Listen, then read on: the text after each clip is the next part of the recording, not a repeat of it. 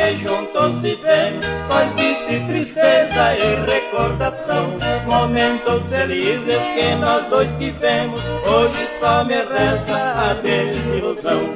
Com triste silêncio fiquei deprimido, cansado e vencido pela solidão. O seu travesseiro é a testemunha da doce alegria e pura ilusão.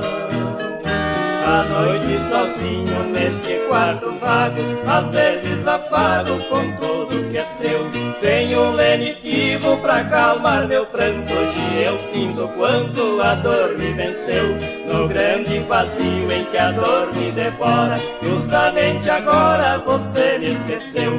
Me sinto arrasado ao deitar-me sozinho, perdi seus carinhos, o culpado foi eu.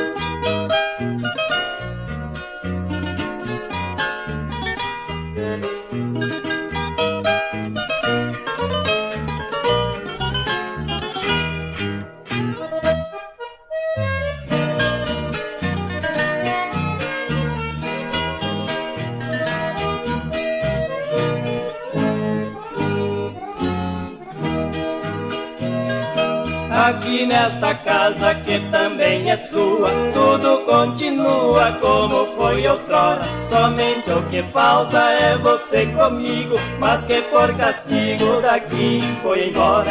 Mas se quiseres um dia voltar, aqui terás para sempre um abrigo.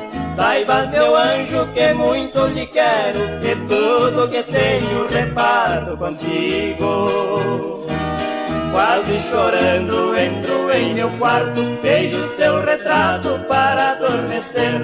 Sua linda imagem carrego comigo, meu bem, não consigo a lhe esquecer. Agora convido a esquecer o passado e prolongar a felicidade. E como presente deste fim de ano, aceite estes versos com muita saudade.